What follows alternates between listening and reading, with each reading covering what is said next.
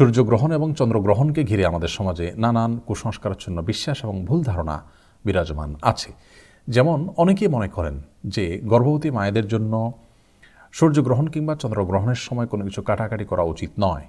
তরকারি, মাছ কিংবা মাংস, ফলমূল ইত্যাদি কাটা উচিত নয়। এগুলো যদি কাটেন তাহলে সেক্ষেত্রে গর্ভস্থ সন্তানের ক্ষতি হয়।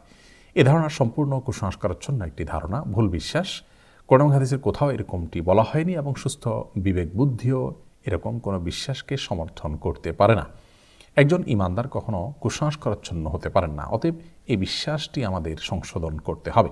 সূর্যগ্রহণের সময় অন্য স্বাভাবিক যে কোনো কাজ আমরা করতে পারি, কাটাকাটি ইত্যাদি এগুলো করতে পারি, মা বোনরাও করতে পারেন, গর্ভবতী মায়েরাও করতে পারেন, কোনো অসুবিধা নেই। সূর্য কিংবা চন্দ্রগ্রহণের সময় নবী করিম সাল্লাল্লাহু আলাইহি সাল্লামের মৌলিক নির্দেশনা হলো সূর্য এবং চন্দ্রগ্রহণের সালাতের আয়োজন করতে হবে মসজিদে। সেই সালাতে আমরা শামিল হব, আদায় করব। আর এছাড়া নবী রাসূলুল্লাহ সাল্লাল্লাহু আলাইহি ওয়াসাল্লাম যে নির্দেশনা বুখারী মুসলিম হাদিসে আমরা পাই তা হলো এই সময় দান করা, সাদকা করার কথা বলা হয়েছে, দোয়া করার কথা বলা হয়েছে, তাকবীর দেওয়া, আল্লাহু আকবার বলতে থাকা বা আল্লাহু আকবার ধ্বনি দেওয়া, আল্লাহু আকবার বলে ওঠা, এই নির্দেশনা নবী সাল্লাল্লাহু আলাইহি ওয়াসাল্লাম দিয়েছেন। তাহলে আল্লাহু আকবার দিবেন মায়েরা, তা সাদকা করবেন, আল্লাহর কাছে দোয়া করবেন। এছাড়া অমুকটা করা যাবে না, তমুকটা করা যাবে না, এরকম কোনো কথা কোরআন হাদিসে বলা হয়নি।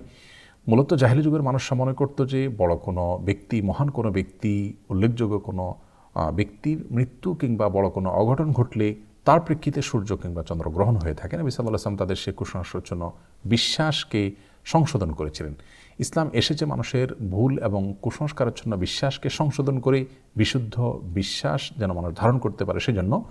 অতএব আমরা চন্দ্রগ্রহণ, সূর্যগ্রহণকে ঘিরে নিজেদের বানানো বিভিন্ন কুসংস্কারাচ্ছন্ন বিশ্বাস এগুলোকে ধারণ করা থেকে আমরা বেঁচে থাকব এবং করণীয় কাজগুলো শুধুমাত্র করবো। আল্লাহ তাআলা আমাদেরকে তৌফিক দান করুন।